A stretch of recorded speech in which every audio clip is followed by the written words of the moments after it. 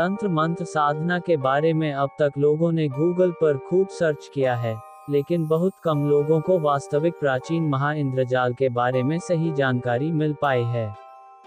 Fried facts का मुख्य उद्देश्य यह है कि लोगों को सही मार्गदर्शन मिले। इंद्रजाल एक प्रकार का जादू या मंत्र तंत्र है जो भारतीय जनजाति के बौद्ध और तांत्रिक संस्कृति में पाया जाता है। ये शब्द संस्कृत भाषा से आया है, जिसमें इंद्र का अर्थ होता है देवता इंद्र और जाल का अर्थ होता है जाल या फंदा।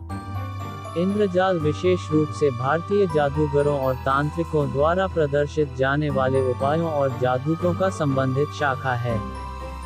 भारतीय इतिहास में इंद्रजाल का प्रचलन प्राचीन काल से ही रहा है। विभिन्न तांत्रिक विधियों और मंत्रों का उपयोग करके इंद्रजाली शक्तियों को माना जाता है कि वे अलौकिक और अद्भुत कार्य कर सकती हैं, जैसे अदृश्य होना, वस्त्र और वस्त्रों को परिवर्तित करना, व्यक्ति को नाश करना, समय और दूरी के साथ यात्रा करना आदि। इंद्रजाली कार्य करने वाले व्यक्ति को इंद्रजाली कहा जाता है। ये शब्द भारतीय जादूगरों के लिए प्रयोग किया जाता है, जो अपने जादू कौशल के माध्यम से लोगों के बीच उत्साह और आश्चर्य पैदा करते हैं। हालांकि, आपको ध्यान देना चाहिए कि इंद्रजाल या किसी अन्य जादू तकनीक का उपयोग करके किसी को हानि पहुंचाना गैरकानूनी और अनैतिक होता है। इसका उपयोग न केवल कानूनी कार्रवाई का कारण बन सकता है, बल्कि इससे अन्य लोगों को भी हानि हो सकती है। इसलिए, ऐसे गतिविधियों से बचना और ईमानदारी से रहना उचित है। जादू का खेल ही इंद्रजाल कहलाता है। कहा जाता है, इसमें दर्शकों को मंत्रमुग्ध करके उनमें भ्रांति उत्पन्न की जाती है। फिर जो इंद्रजालिक चाहता है वही दर्शकों को दिखाई देता है।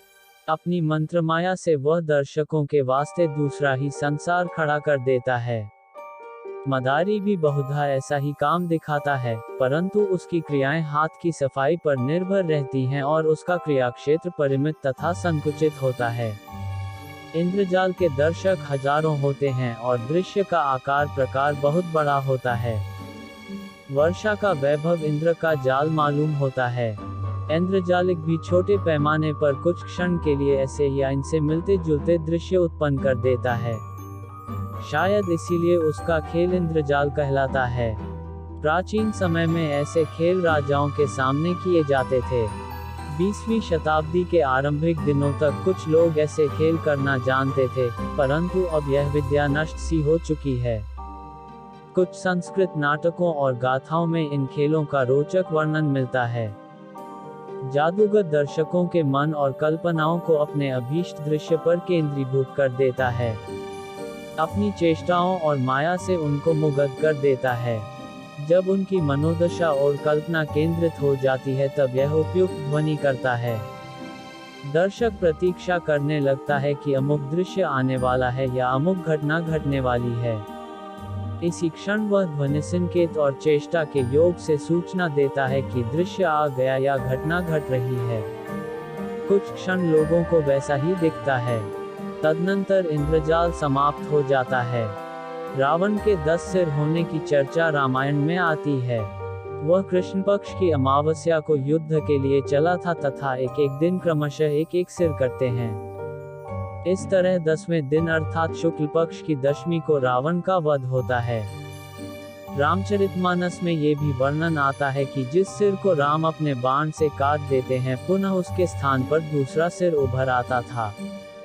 विचार करने की बात है कि क्या एक अंग के कट जाने पर वहां पुनः नया अंग उत्पन्न हो सकता है।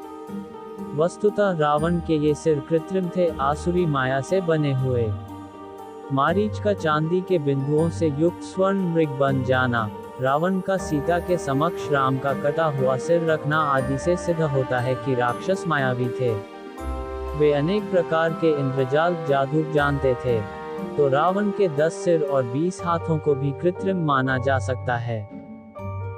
वीडियो को अंत तक देखने के लिए आपका बहुत बहुत धन्यवाद। ऐसे वीडियो देखने के लिए चैनल को सब्सक्राइब करें। बाद में वीडियो में मिलते हैं। बाय।